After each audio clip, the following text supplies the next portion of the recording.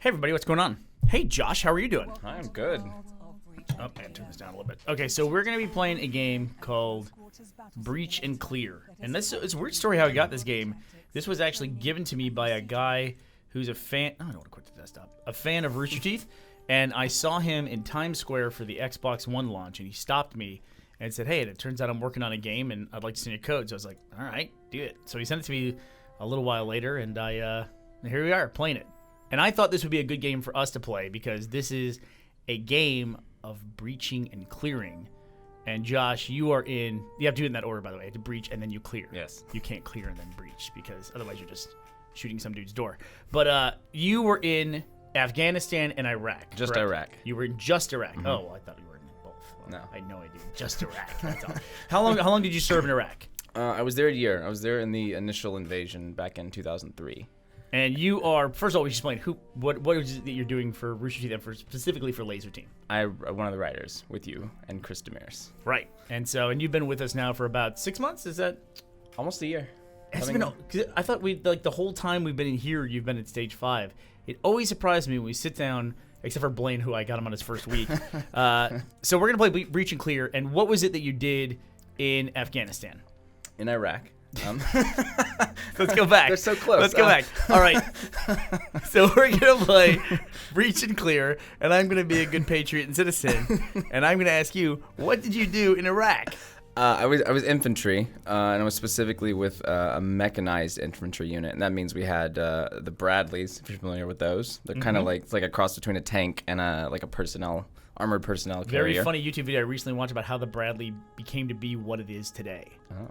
Anyway, so you were with the Bradley. Yeah, so we had Bradleys, but we also did, you have the crews of those and then part of the infantry's dismount. And I was actually, I did a number of things while I was over there. When we deployed, I was a dismount machine gunner, actually. I had a gun it took the place of the M60, but it's a 27-pound gun, so huffing that around. Oh, yeah. So the M60 is like the one in like the Vietnam. Schwarzenegger and Stallone movies where it's the big chain belt machine gun, right? That's Yeah, the M60. it's got the big belt. And yours looked like this? Yes, it looks like that, and you tote that around. It's 27 pounds without ammo or anything else. It's a backbreaker when you're trying to run around in combat with it. How much gear do you normally have? I think you're wearing about 40 pounds of gear. And you're carrying then a 27-pound gun on top of that. And then you've got an assistant gunner, an AG, who's carrying your spare ammo. He's got your tripod. He's the guy that, like, if you need to set it up, he runs in front of you and slaps down the tripod, and you slap the gun right on top of it. And how do you get to be the tripod guy? That seems like, I think to be honest, it's a bit of a low man on the totem pole. Oh, is it really? Yeah. No, listen, if you're a tripod specialist, that came from Josh, not from me. I have nothing but respect for our tripod soldiers. I'm sure there's very noble tripod operators out there, and I'm sorry if I've insulted you. Listen, if there's anything I understand, it's like the military tends to be mostly a bunch of guys work together.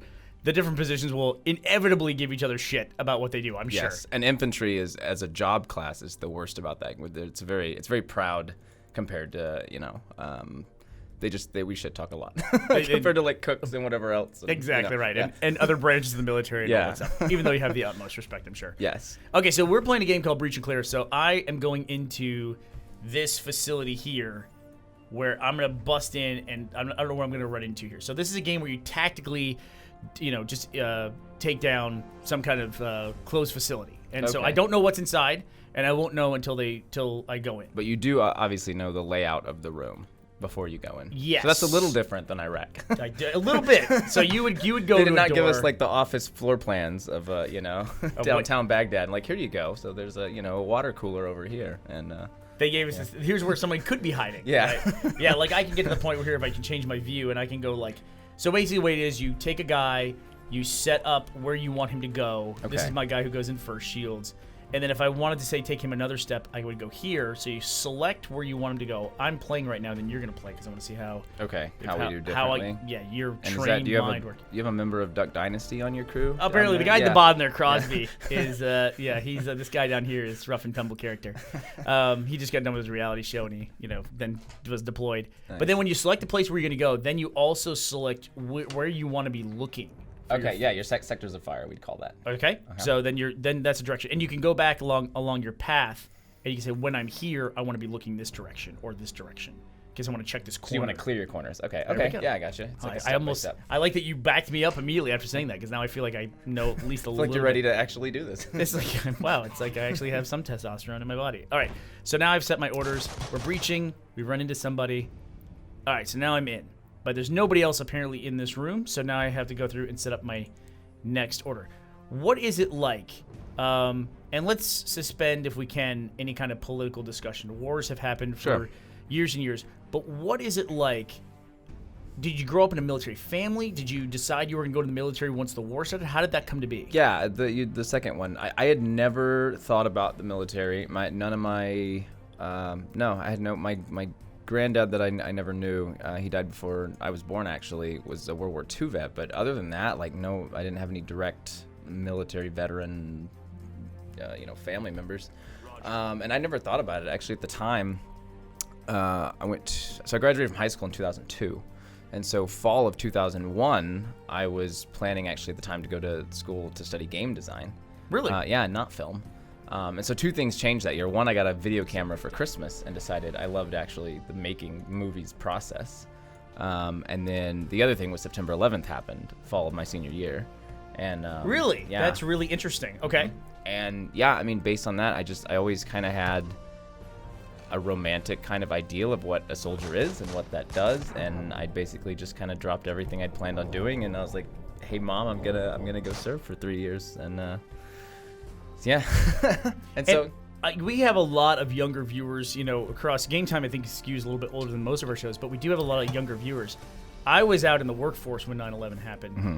I think it's hard for people to recall, or if people were not like old enough to appreciate what exactly that was like especially those few days, weeks, and months after 9/11. Yeah. And just like it felt like the entire world had changed. Yeah. You know?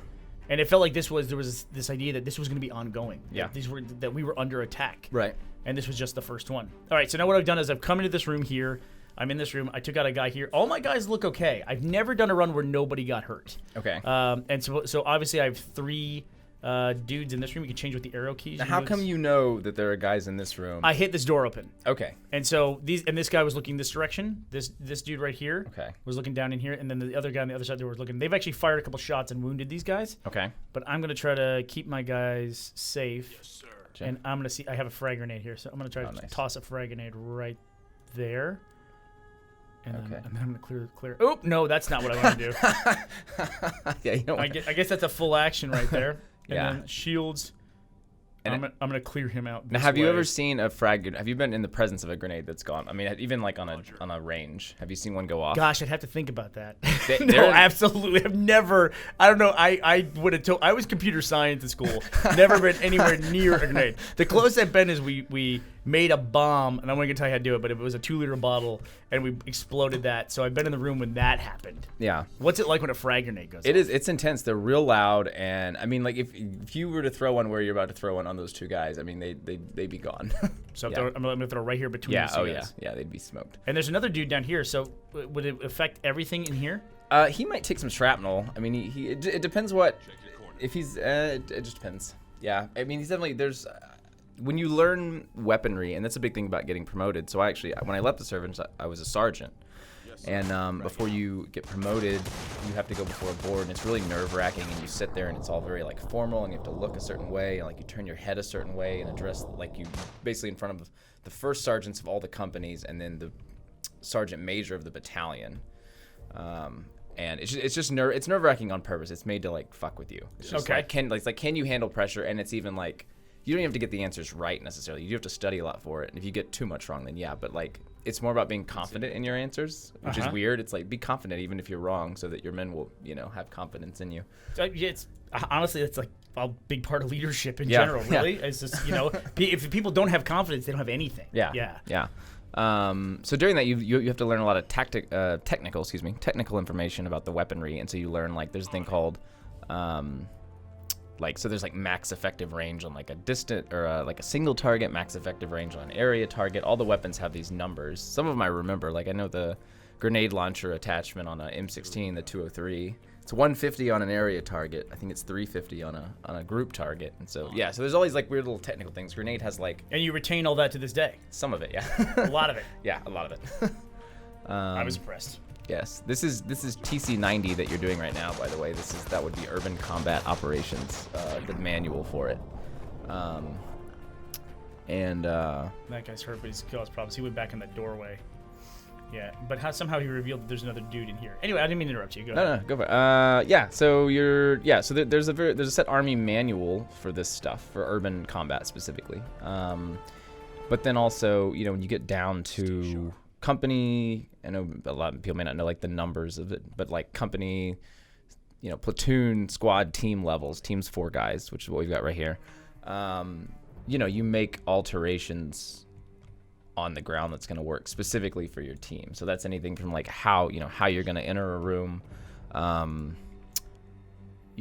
your gear loadout is. Mm-hmm. There's a very specific loadout. Like, hey, let's give Flanagan the 27-pound weapon. Yeah, let's ha.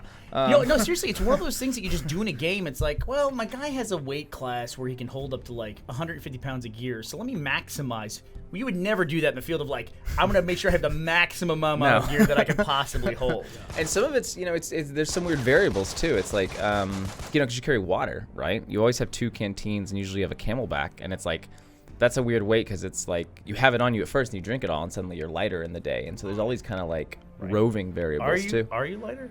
Because you drink the water, but then you're still the you're water sweating it out. Oh, it's all gone? Yeah. All my uniforms over there were like, they're just white from like the sweat. It's just constant sweat. I think the hottest day I saw. Salt coming off you? Yeah, and you'd get a thing called prickly heat, if you know what that is. I don't. What is that? It's where you sweat so much that basically the salt crystals get lodged in your skin from the sweat, and it hurts. It feels like little needles stabbing you when clothing passes by it. Really? Yeah. It's super fun. It sounds super fun. I mean, it's just one of the many things you guys had to deal with. Yes, and I think the hottest day I saw was, and I had to look this up to make sure this was correct, because I think the Guinness record's not far from it, but I want to say it was like 125 degrees Fahrenheit. 125. Jeff was in the military. He was in Kuwait after the first Desert Storm operation in the mid 90s, and he always told a story about how I got 3 stars here. By the way, somebody got hurt. Our Duck Dynasty guy here, I think, got hurt. No. Crosby. That's okay. We'll let you see if you can do better. What does it say? Actor action review? Is that what it said? That would be the official name of the debriefing you do after a mission in AAR. Yeah. Mm-hmm. And see, what would you cover in something like that? What? Just base overview. What went right? What went wrong? Yeah. Yeah. Yeah. It doesn't happen so often after actual. Like you would do that after. If you went out for a mission, you wouldn't do this. Obviously, you wouldn't do it on site. You do it when you got back. So it's like if you got back to like your secured base, then we'd go over. How did the raid or whatnot go? Most of the stuff I did that was like this was raids. So we'd have like, and intelligence trickles down in a very limited way when you're in the army, especially when you're a grunt. And so basically, like, you kind of, you know what you're searching for, but you don't always know exactly why. Like, you're going after a person, but you don't necessarily get the full briefing. But you basically roll in the middle of the night. It's just scary. It's there's I could go on forever about like how just the craziness of doing like night ops, and because there's like IEDs and landmines and such, and so like driving at night is tricky because you don't want to accidentally go off the road because you're driving with night vision. Are you able to talk about what is the scary situation you were in? Sure. I mean, yeah, I can. Man, there's so many. Really? Yeah. I can only imagine. I mean, I think the moment that sticks in my mind was because when you're in actual combat, it's so.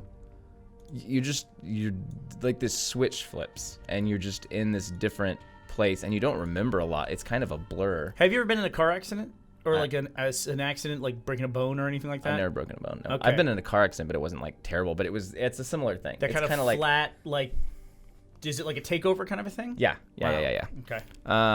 But the first time, I remember the first time I went. So I spent 2 weeks in Kuwait.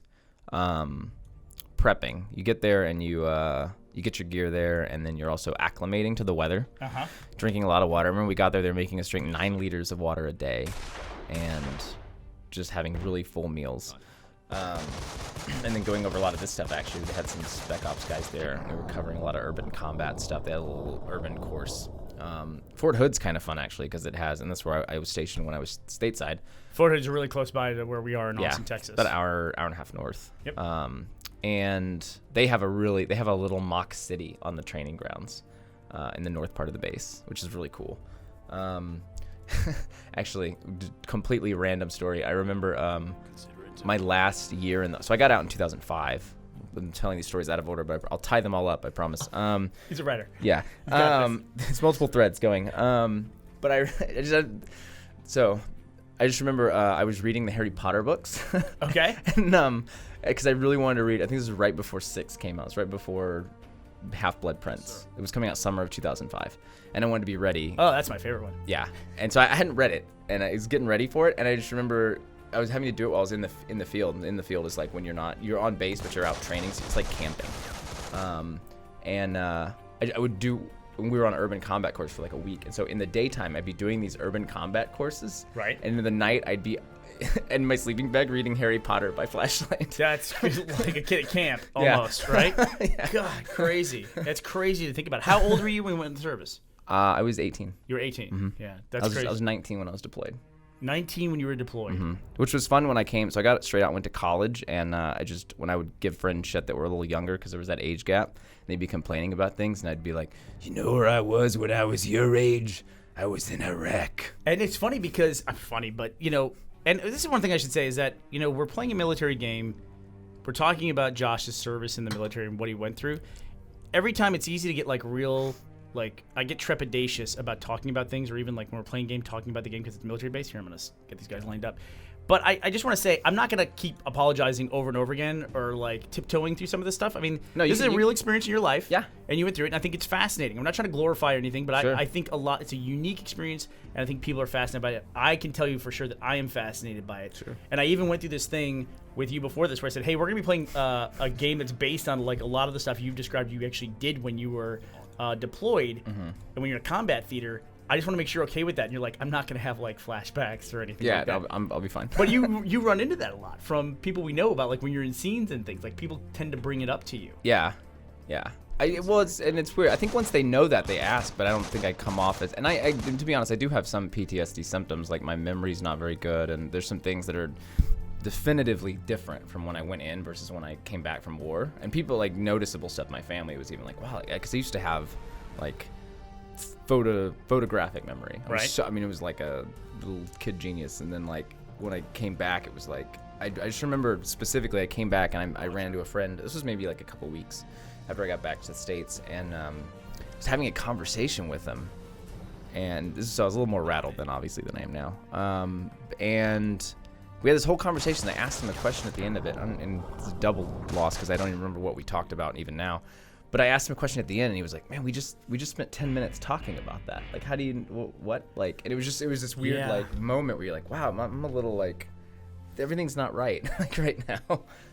It's gotten better. Like I came out kind of jaded. It's tough because I lost friends, and you come back from that very. A little bitter, I think, is a good word. Mm-hmm. And especially transitioning from the service directly to college, which is the opposite. And it's a lot of kids who are just, nothing against college kids. It's like just one of those weird perspective things where like coming from where I was and then going to a college where like, everyone's carefree and they're partying and a lot of them are like their parents' dime and things like that. Right. It's just like, you have no idea. Like you have no idea like what's going on, Not only from the perspective of somebody who was in combat, but also you were in a third world country. Yes. And you saw some of those things firsthand. So to go back to the American, first world college experience, mm-hmm. that's totally an unrealistic culture to begin with, Yeah.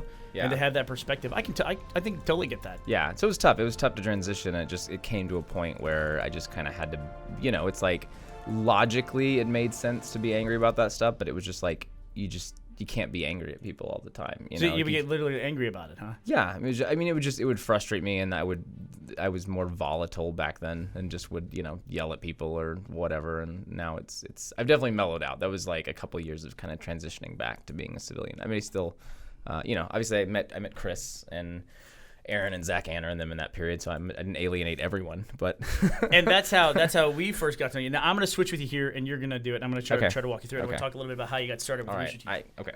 But the other thing I want to say here too is, You know, when you analyze that too, it's like just having this experience at such a young age of starting off, getting deployed at 19, and going, fighting in a desert. That's such a different perspective from what everyone else has in life. That any of just the normal difficulties of transitioning in life, it would be hard to separate that from this major event in your life. Like, I could see how you would attribute a lot of things to it that maybe you're going through for other reasons as well. I could see that just because it'd be just an overwhelming presence in your life. Okay, so you choose your door that you want to go in. All right, so I'm going in B. Yeah. Hit back. So I want to. Let's see. So hit B. Yeah. Okay, now then select the guys you want to go in. How do I just click on them? Oh, you drag. You're figuring stuff out that I never knew. Yeah, look at that. I'm gonna put him.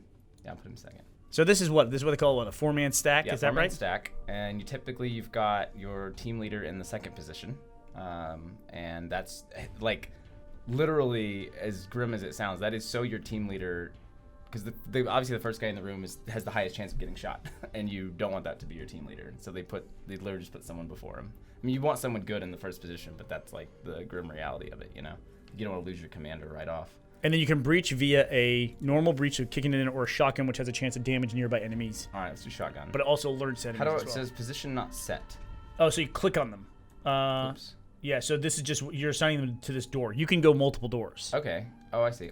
Let's take them all. You and all in A, right? I'm all in A. Yeah. Okay, my team is ready. We're gonna do my shotgun. Okay, and here's the way you do it. So you're pretty much good to go here. You can click this cube right there to change your view, but it's easier, I think, just to go from a tactical view. Okay.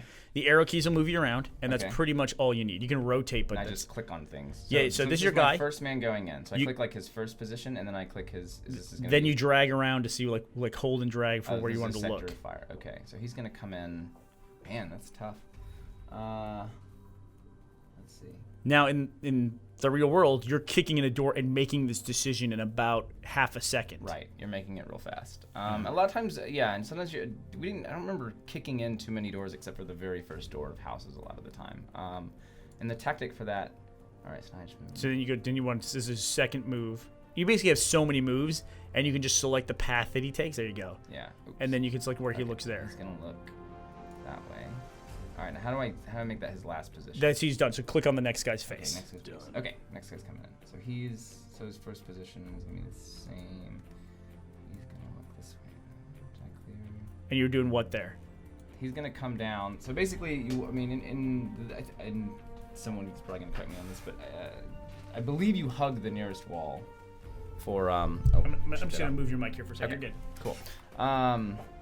You kind of hug the nearest wall because what you don't want to have is overlapping. You don't want the other person in your line of fire. Right? Totally makes sense. So you want to get to opposite corners, like here and here would be ultimately when you get. So you've got coverage of the whole room. And in case we can't see the mouse, he's pointing at the far corners of the room. Yeah. So, all right. So we're gonna just take him straight down here.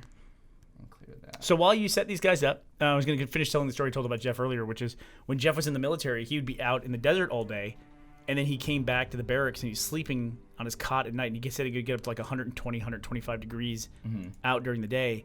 And he went back to his cot, and his bed. He wasn't a cot, but he was freezing, like shivering uncontrollably. He couldn't stop himself from shaking. He was so cold. Cold? Yeah, it gets cold at night. That's and then true. he thought somebody had like set the thermostat too low, and he went and looked at it, and the thermostat was 88 degrees. But the differential was such that it made him feel like he was freezing. Yeah. And his body had acclimated to just unbelievably high temperatures. Now, do you want to have down here this guy to have 2 points? No, I wanted him. This button undoes stuff. Okay, I want this first guy or my. Click on your dude. Click on. Right, I want this guy. Can he not go that far? I want him to ultimately get to here. Can he not do that? I don't know. Once you click, back him up. Back him up a little. Yeah. So I see he's only. Yeah, he can only go that far. Okay, so he's actually fine right there. It's like you only have so many steps per turn, basically. Yeah. Okay, got it. It's not great that he's facing through an open door, but. And we don't know what's in the room yet, so you could kick in the door, or did you use a shotgun breach? Yeah, use a shotgun breach. So that could alert people in other rooms, and they could come in those other doors as well. All right. So okay. Consider it done. No pressure. So all right. So this guy, we're gonna put him right here in case there's people. There. So you didn't kick in a lot of doors, but were you in situations like this where you had to go into rooms? Yes, absolutely. So this is raid. So basically, what you would do is so they assign. Well, here I'll go back and answer a question you asked at the beginning, and then Sure. I'll do it. So you asked like scary moments, and I'll tell you like the one that sticks out is the first. We were on a patrol, and so my time over there was, in terms of combat, was a mix of. Oh, good, I can clear this area too. You can see the whole room. He's in a good position. Okay, so I think they're ready to rock. And what do I do to make them go?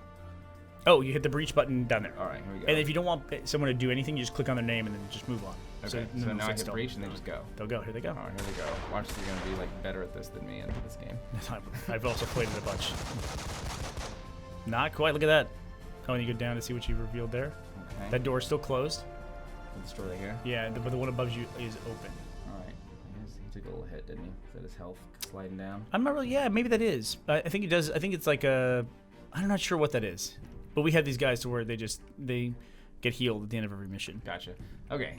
So, anyways, I'm setting these guys up. The scary moment. The one that sticks out is the first time I was shot at, and that was we were on a daytime raid. So your time oscillates between doing patrols, which is a lot of times just to maintain a presence in the city, be like, hey, we're here, you know. And so let me ask a quick question. Can I set these guys up? Is it good to set them up in the room before and you just go blazing in? Like, I know this room is empty now. Is that basically what's I happening? tend to go from door to door, Okay, basically, yeah. I mean, that's in reality, yeah. You would run through a room. All right, let's take them inside. So it oscillates between doing patrols, maintain presence, and between raids when you're after important people. And it was actually our unit that, this is like weird fact, but like we're actually the ones that caught Saddam.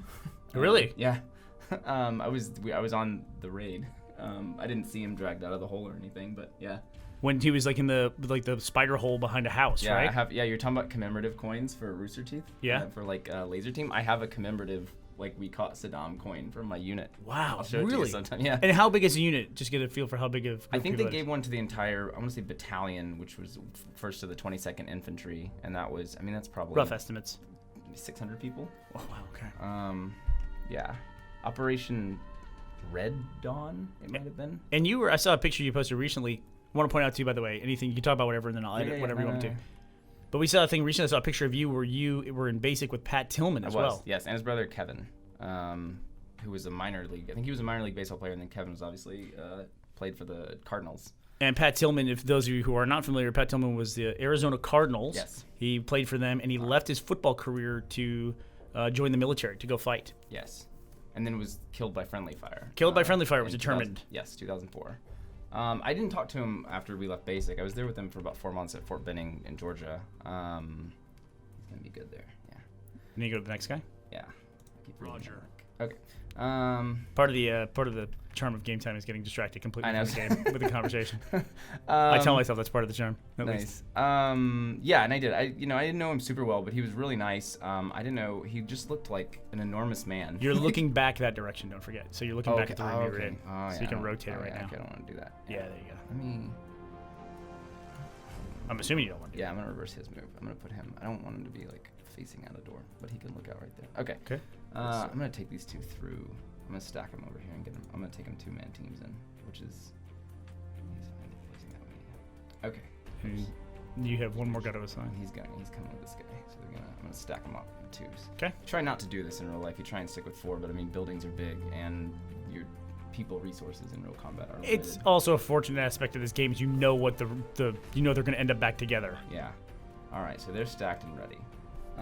Okay. And then what's your situation downstairs there? We got a guy So there. I got a guy right there. All right, so we need to take him out. So if you want to like see what equipment they have, as you click on them, they have this inventory slot there Okay. that you can then hit, and they'll tell you what they've got. Okay. If they might have a frag grenade, they might have a flashbang, and then there's a med kit as well. Okay. You can tell I'm not very good at PC games in general. I never had one. What do you play? I play consoles. I've just always been a console guy. We never had a computer. I didn't actually have internet in my house until after I got out of the army. Really? Yeah, we were poor folk. It was my single mom and 4 boys. So. You mind if I ask you, was that a part of your decision going to the military? No. Was college like out of reach? No. I was top 5% of my class. I had full ride to UT if I'd wanted it. I can brag about it. Yeah. No. Well, and this is a little. Did your family try to convince you not to go? Friends did. Gotcha. My family was real supportive. But yeah, no, I had What about could there potentially be people? I don't think so. Okay, I think that's one of your breach just points. the other Yeah, entrance. Okay, you were in that hallway cool. at one point. Yeah. All right, so you're gonna come. Cool. Okay, good. I can actually clear this room. Well, let's talk a little bit too while you're doing this. Let's talk a little bit about how you ended up at Rooster Teeth. So you came back from the military, you went to college, and you met Chris there. So how did your path work from going from infantryman to writer? Well, it's funny. That same year I decided I wanted to do the Army. I decided I also wanted to be a filmmaker. Right, with the camera? I got a little hi8 camcorder and just started making little horror films that started my mom or my brothers or whatnot. That's the benefit of having so many brothers, is you got actors. Got extras. Yeah. Puppeteers when you need. Where do you fall in your family? I'm second oldest. Second oldest. So my older brother actually works. He is a game designer. He works for a company called Jaeger, and their game just got announced at E3, Dead Island 2. All right. He's the lead artist on that, and so that's fun. Yeah, and then the other two are artists. And then my little youngest brother's kind of a lunk. I mean, I love him. He's great, but he's the non-creative one. Every family has one.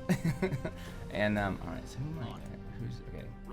Sorry, I guess 2 stacks makes it trickier.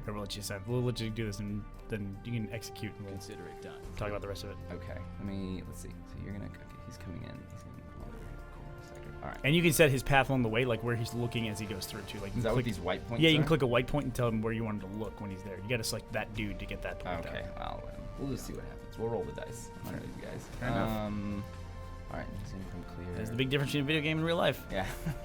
All right, I think let's see how this happens. See how it goes. I'm gonna pull out. So you decided you want to be a filmmaker because you had your camera and you were shooting horror movies. Did. And so I went to school, and so my path actually very I think we talked on the live stream a little bit That's about. a busy room up there. Target's down. Got him. Wow. Yeah, sweet. These guys are leveled up a I little bit. like these office safety. It's like the office posters, but they're Look, you got Arabic. 4 stars. You got a perfect mission. I think I played this for a day and a half before I got a 4-star mission. That would be an achievement if I hadn't already gotten it myself with lots and lots of gameplay. Nice. Do you want to Great swap? job. You want to go again? Yeah, I think with me playing. Yeah, it's a little easier for me. Yeah, to it's talk. easier for you to concentrate on talking. Spinning over here. Yeah. So I'm going back. UT. I met Chris. I actually met Zach Anner first, and that's how I met Chris Demiris. And Zach Anner, I think, has the record for the person in the world who's gone viral the most amount of individual times. Yes. Every year, he gets one video on YouTube that goes over 1 million. People are like, "Who is this inspiring man? Gosh, he should have a TV show." And it's he's had 3. Yeah, he had a TV show for Oprah Winfrey, one for Rainn Wilson, basically. Yeah. Yeah. He technically had 2 for Oprah because he was on her reality show first. That's right. And he won it, and then he got his own travel show, which was kind of quietly dumped. Very funny dude. Yeah, In he's fact, super funny. He was the vector by which we met Chris and Marshall and a lot of other people too, because we got to know Zach and then started working with those guys on some other stuff as well. So for both of us, and Zach is the gateway drug to Chris and all those guys. Right. So I first met Zach and Chris. They were in a film festival that was run by Brandon for the College Film Festival for TSTV, and he asked me to come judge it as an alum of TSTV. So we're going to try one with has 4 different entrances potentially. Christ. So I'm really going to mess this up. I'm going to go in 2 different entrances here. So So you met Zach and you met Chris. I met Zach and Chris. I met through UT as a film club called the University Filmmakers Alliance, and it's just an excuse for, it's kind of like TSTV where the lower division classes, they just don't give you any real hands-on for filmmaking. They absolutely don't. Right. Matt and I would try to get into the editing bays, and we couldn't get in because we weren't graduate students. Yeah. And so I think for them, TSTV was kind of their way to do that, and for me, UFA was mine. So that was it's just a way for the younger classmen to pool resources basically and actually get out there and just start making movies. And I'd actually use which is, by the way, the most important part of the process. Yes. We talk about that a lot on this show. And actually I saved a bunch of Army money, so I bought saved all my money from the deployment. I came back with about 20 grand. You might be one of the first people in history to save money from the stint in the Army. Yeah.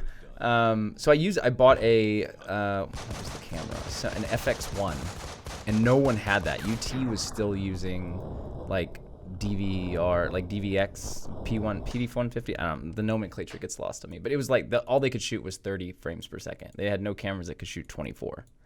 And so I bought this Sony FX1 that could shoot 24. It was the precursor to the EX1 and all these cameras that look these prosumer cameras they have now that look really pretty. Obviously now we're more into like DSLRs, but so I was basically like the cool kid on the block, to sum it up, because I had like a camera that could shoot 24 frames a second back then. Yeah, absolutely. So yeah, we filmed a bunch of stuff, and so my path is a little with Chris and them and Zach.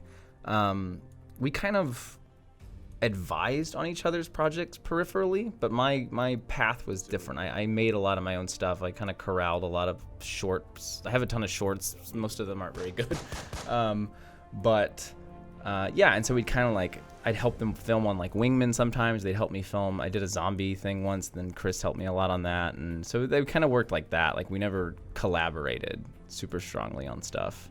Pretty common story, I think, with the way that people start relationships with each other. Yeah. I mean, Matt and I on the last game time were talking about how we met. It was just like you kind of start those meters in different places depending on who you're talking to. Mm-hmm. It's like, oh, well, we met to work on this. It's like, no, we knew each other before that. It's like, oh, yeah, I guess so, but I don't count that. You know what I mean? That kind of thing. Yeah. Yeah, and so my path was more, if you want a little bit more background on me, like I got really lucky my freshman year, and I went to this Quentin Tarantino Fest in Austin, and I don't think he does them anymore, but he used to come here, and he would pull films, not his movies, but films he owned, like reels of movies, old westerns and grindhouse stuff, and he would. So I was in line an hour early, and there was only one other person in line, this woman named Randy. And we struck up conversation, hit it off, and changed emails. And she turned out to be a professional screenwriter. Like she worked, like WGA, and had an agent, and worked in Hollywood and all this stuff. And I didn't know that when I met her, but just a couple months later, she's like, "Hey, my friend's premiering a movie at Austin Film Fest," and I didn't know like the scale again. She was like, "Oh, cool," I'm just thinking everyone's indie, whatever. And so I showed, and she's like, "You should come watch it with us." And I was like, "Great." And so I show up to Austin Film Fest. I didn't have a badge; I'd never been before. And her friend that she was talking about was a guy named Shane Black. Oh, really? Yeah. And so I literally sat next to Shane Black during the premiere of Kiss Kiss Bang Bang. Really? Wow. Yeah. And I was like, oh my God, like this is, and that was a kind of a moment in filmmaking for me in kind of my career, because it was. It was the moment where it made it like tangible. It's like, wow, this guy, like if you know Shane Black, he, just did Iron Man 3, but he was more famous for, he wrote Lethal Weapon, created a lot of like the big bidding wars in the 90s for screenplays. I believe his script for The Long Kiss Goodnight still holds the record for highest sale of a spec script. Long Kiss Goodnight has some of the best lines in it. Yes. I mean, it's really just amazing. Yeah, it's not a well-directed movie. I think Rennie Harlan really dropped the ball. Rennie Harlan went through a bad period, all of his movies with Gina Davis. It's a movie with Samuel Jackson and Gina Davis where she's a spy who like loses her memory. Yeah, which sounds like cliche now, but it was, I mean, the movie, it's just like you said, like the writing. And if you've ever seen like Kiss Kiss Bang Bang too, I mean, like, God, the dialogue is just unreal. I did really poorly. Really poorly. So it turned out that Randy was friends and kind of a mentee of Shane, and she's and he has a couple of another guy named Anthony, and so they're my mentor / friends, and so that's kind of how my stuff developed. And it's been nice having people like, it's great to have a mentor in general, but having people who basically don't let you settle. Like you write something and you think like, wow, this is great, and then you hand it to them and they're like, well, it's got potential, or something. And I would hope we get a lot of that here, just because everything we write for us to make. Right. And so it's like, we know if we're gonna make it, it's got to be as good as it possibly can. Because we all have to be in this thing. We have to put our name on it. At the end of the day. Yeah. No. Yeah. And I had a kind of a epiphany in my mid-20s after a couple of years at UT where I was. I'm trying this again. I'm gonna go to a different door though. I'm gonna go to this door. Okay. What was your epiphany? Just like how good things have to be in order to, like, basically in terms of selling a script, for instance. I mean, how good a script has to be to sell. Yes. Is really interesting. And there's a big thing, and everyone goes through it. I think that goes to film school, where you come in and, especially if you've made films before or something, you think like, oh, this is pretty good. But man, like, you read what a sold screenplay reads like. I mean, they are awesome. They're tight. Yeah, they pull you through the story. They're funny. They have they turn your emotions the way you want them to. And so I had that epiphany. Just finally, Randy specifically was very honest with me. I had kind of gotten a big head about stuff for a little while, and then she was like, "Look, if you really want to sell, this is where it has to be." And and ever since then, I've just had so much better perspective on my work. I basically just kind of bottomed out. Like I got, like, oh, this is easy. This isn't going to be hard, and blah blah blah. How long a time are we talking about to get from starting out to that point of bottoming out? I like 2 or 3 years. I think Really? 3 years maybe. Pretty quick cycles here. Yeah. Just 3 years of like making films and thinking like, because I was gonna independently produce a feature based on this zombie feature that ended up becoming one of my spec scripts. And Don't do that. No money in that. Independently producing stuff. Forget about that. but I was kind of charging ahead with something that just, especially, if you read that script now, you'd be like, this is garbage. Like, thank God you didn't make it. But it just seemed. And part of that too is that's every artist. By the way, people always ask us, "Hey, are you gonna make a stretch goal to release your first movie on, home video or to where you can see it?" It's like, you're no way. Yeah, there's just no way. And it's not if it's good or bad. It's just because it's my first movie, and so it's like I look at it and I'm like, I just want to, Yeah, and there's a thing where I think crawling on too, my chair. Some of the digital distribution stuff is a little like misleading in terms of, and this will make sense in a second, but it makes. It just confuses things in terms of how quality something has to be successful. And what I mean by that is, you go on Netflix or something and you see some of the films that make it on Netflix and you're like, this is garbage. I could basically, you leave thinking like, I could make a better film than this. I think a lot of people have had that experience, I'm sure. Yes, but then it's the on the opposite end of that spectrum, the problem with that perspective, and it's not that it's not true, but the problem is it can kind of create this mentality of you're just trying to make something. You end up trying to make something that's not bad. It's better than awful.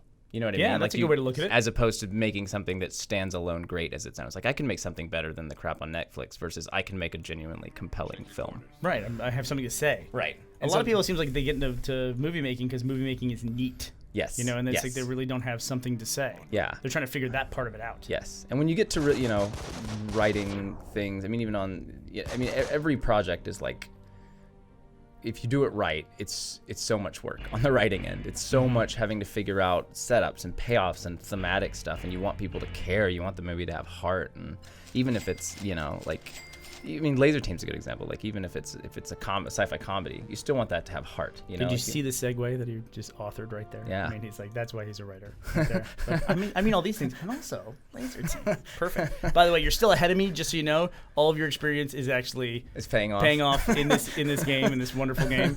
I just had another 3-star mission after completely just like botching a mission. Oh, I'll finish off the story. I've started twice. The scariest moment.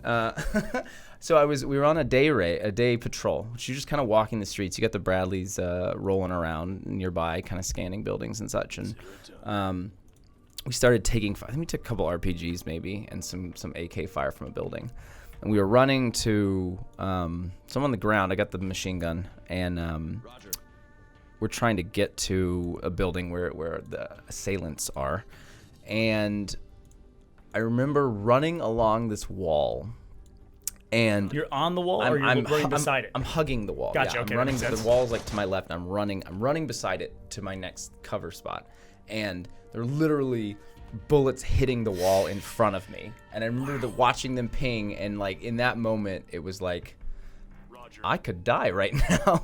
Like that realization hits, even though you're kind of up on adrenaline, and that was the moment that stood out in terms of like just scariness. It's like that realization, like, wow, this is I'm in a war. Yeah, in a war. There was some kind of previews of that before I left. For instance, they're very diligent that you make a will and things like that before you leave. Well, that's a very practical discussion to have. Yes. Yeah. But it's weird as a 19-year-old to sit down and be like, well, if I don't die, let me make sure I have good life insurance. Unbelievably weird. Yeah. That experience has to be crazy. I'm going across the line of fire here. It's probably a bad idea.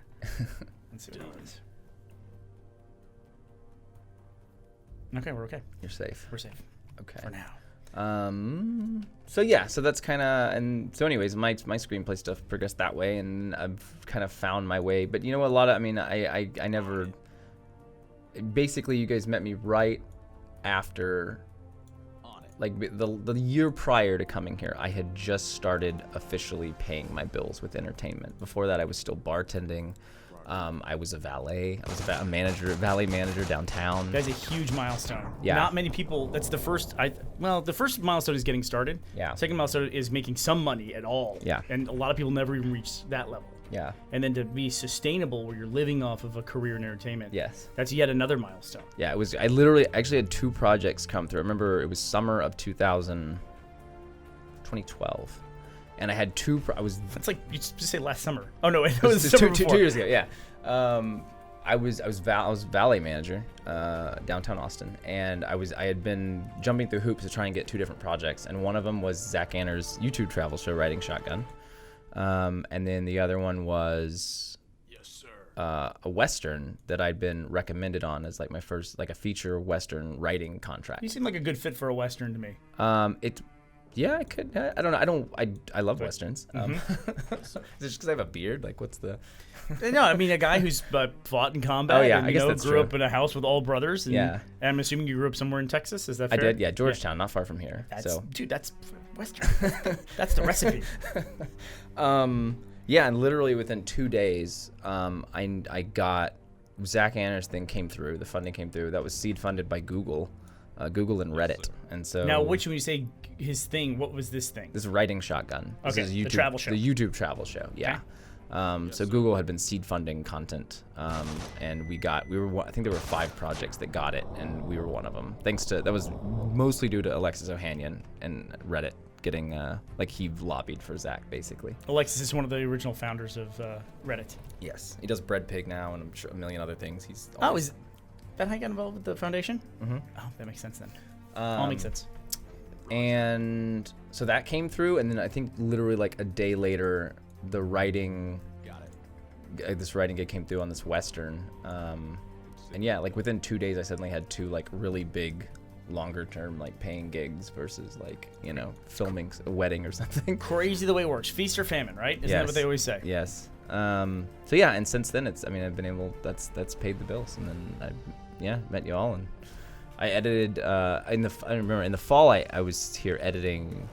I was editor on Gauntlet season 2. Yeah, my favorite thing that you did was you made found that awesome story in the episode with like Justine's redemption. Yes, I did. Yeah, I discovered that story in editing. I cut different sequences. My big, and I'm proud of it. So no, it was great. I walked around talking about that for a week. I cut the still my favorite episode. The Unreal Tournament.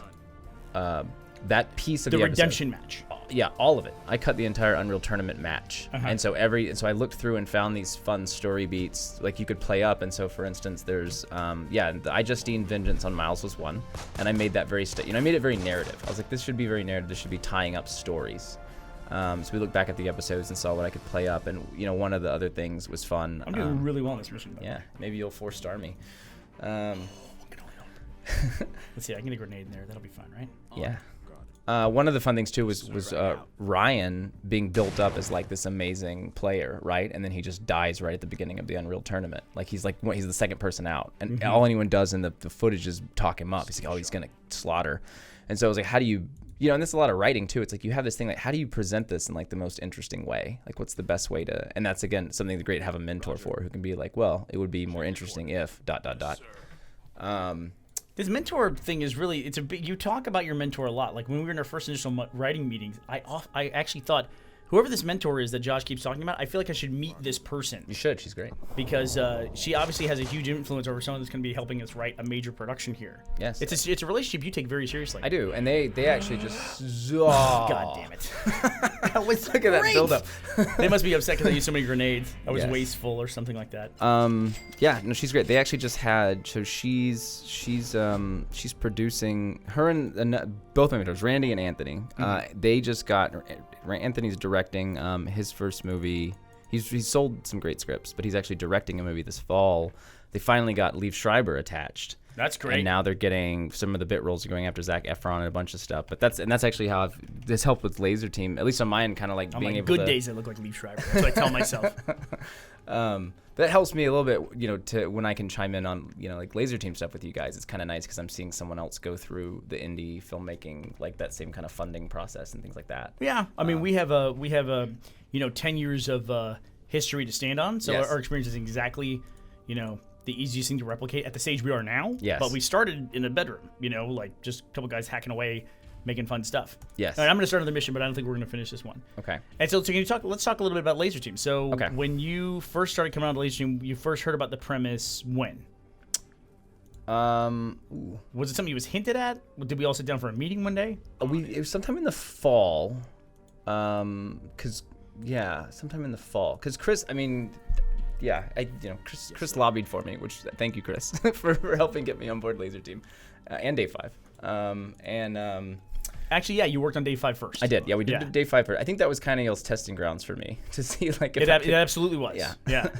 And so we did Day 5 first, and then we talked about it and talked through it, and then we kind of over the break. I was in Europe for Christmas, and good entry there. Nice. That's a tricky room, man. That would be tough. Like in real life, that bottleneck of people. That's bad. And I got other doors here too that I can't see. Yeah. Do my best. All right. See. The thing is, you don't breach. It's interesting. This has you breaching offices and stuff, but you don't breach buildings like this, and like you're breaching houses. Right. I'm sure there probably are houses in there. Yeah. And also, when they're designing a game, they might not want to do that. You know what I mean? Like they might not. There's some things that are part of real life, but you don't necessarily want to put them in a game that people play. You know? Yeah.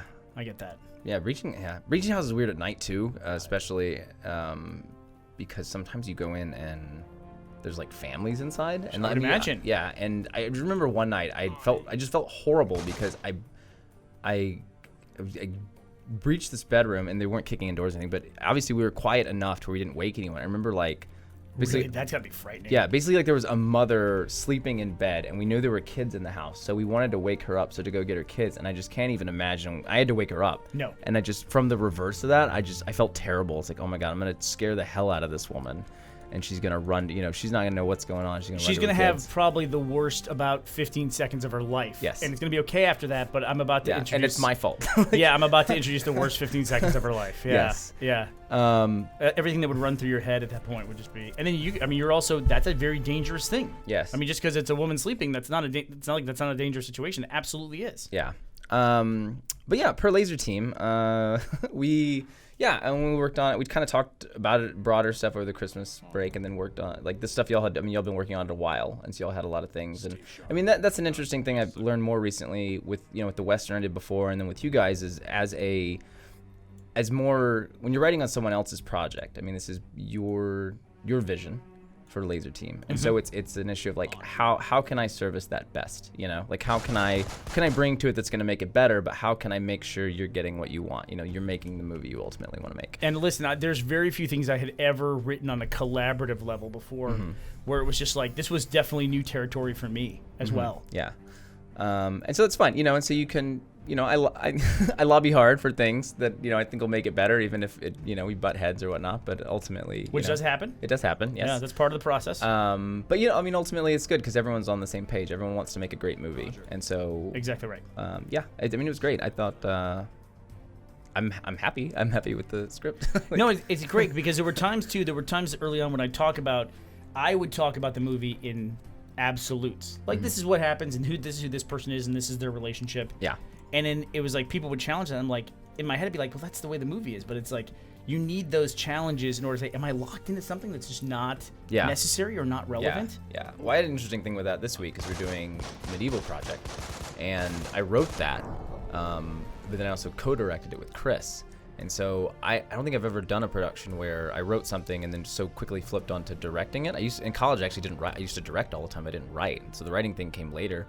And it was just interesting adapting my own work, basically, because it was like even in directing, you change things and you want to make it better. And I'm so happy with what we did last week. I think we made a better film than what was on the page, which is always what you hope for. That's what you want. Absolutely, you want that. And then you can take credit for it. Yeah, exactly. And so I think.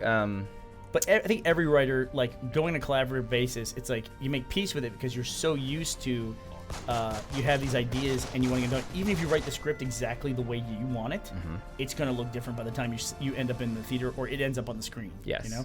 I have no idea where the other guys are. And sometimes you might figure out, even like initial ideas don't work. I can tell you, like with some of my spec scripts, I didn't even know what the movies were about until my like 4th or 5th draft. You know, like What does that mean? I had this zombie film forever, and it's still my best spec script, and it actually got a little bit of attention off it. I did a while back. I got some meetings at Lionsgate and at Relativity and some other places for it, which was fun, super fun to go out there. It's always a lot of fun. Yeah, do the pitches. I'm a terrible pitcher. It's hard to go in a room and Yeah. it is. That's its own art form. Yes. And the people who do it very well, and the people who don't. Yes, really don't. I did it at Austin Film Fest once. They have a little like a pitch contest. You can just buy a ticket. It's like $10 and you enter. And I bombed so bad. Oh, It just. Did you pitch in front of an audience? Yeah, there's an audience that watches, and there's like 3 judges. Okay, horrifying, terrible, probably one of your worst experiences. You know, from a social basis. Still a great experience, right? Yes. Long term for you. Yes. Yeah, that's the thing about that. You need those early awful experiences in any career, I think. Yes, and you need to. I mean, you know, it teaches you how do you sell someone on your idea? And I mean, at the end of the day, it really is just like you just talk excitedly about your idea, and that's you. Come on, brother. Come on. 3 stars again. All right, that's it. All right, well, I'm gonna get these guys leveled up, and then we can wrap up here. Okay. Yeah, but it's been great working so far.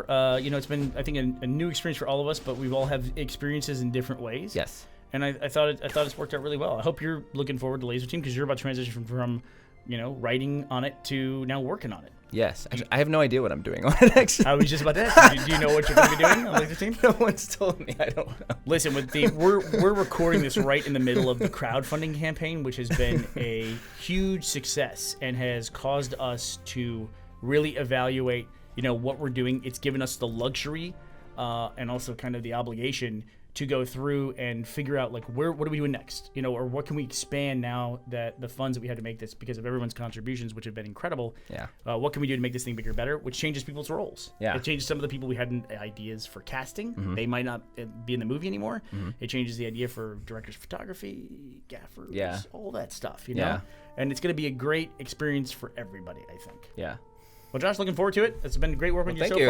far. We're shaking hands, by the way, yeah. on audio. I promise it's very manly. very polite and manly. Yeah, respectful. But it's great. Thanks for sharing your experience. Sure. You know, both in the military and then, you know, afterwards in your entertainment career. And look forward to great things to come. Yeah. Hopefully more on the entertainment side Yeah. than the combat side. Hopefully we're not. Yeah. We'll see. Going forward.